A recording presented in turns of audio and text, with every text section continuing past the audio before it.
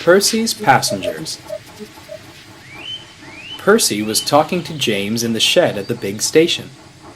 My conductor was telling me how lonely he gets in his van. I think he ought to take some passengers sometimes. It might cheer him up. He's not allowed to do that, said James virtuously. It's against regulations.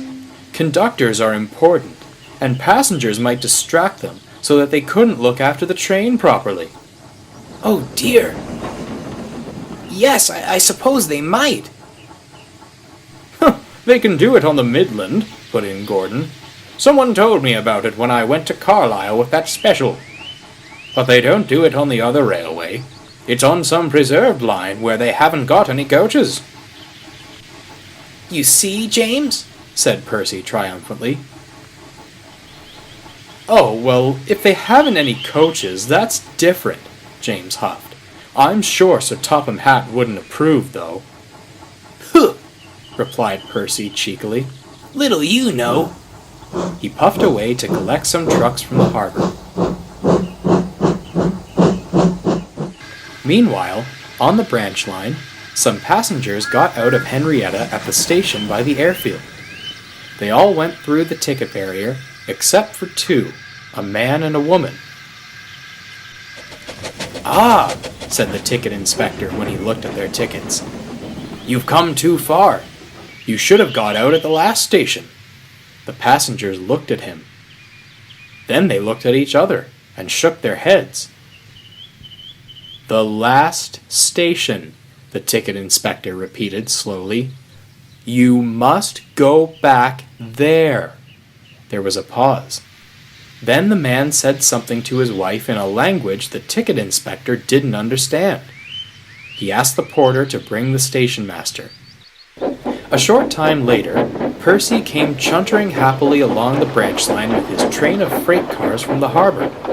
He saw the signal at the station by the airfield set at danger, and the station master waiting for him on the platform.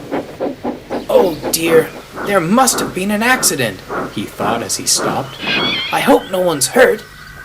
The station master came over with the two passengers. I'm giving the conductor these two passengers to travel in his van, he told Percy.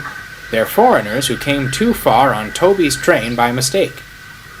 Will you stop at the station by the river and let them off, please? Percy was confused. Passengers?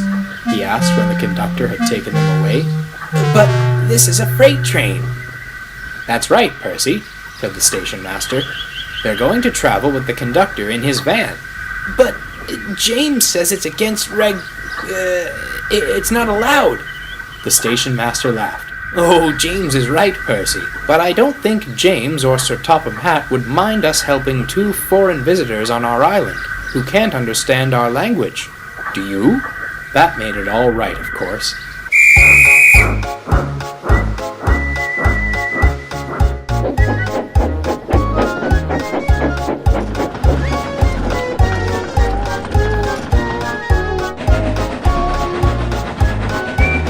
The guard saw that his visitors were as comfortable as he could make them in his van.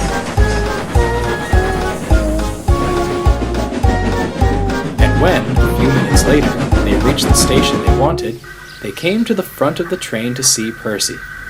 They nodded and smiled and shook hands with the driver and fireman. Then the conductor showed them to a taxi, which was waiting to take them on the rest of their journey. A few weeks later, a parcel arrived with brightly colored foreign stamps on the wrapping. Inside were warm new scarves and gloves for Percy's driver, fireman, and conductor, and a letter addressed to Sir Topham Hatt saying how splendid his railway was. Percy was proud, but he didn't tell James.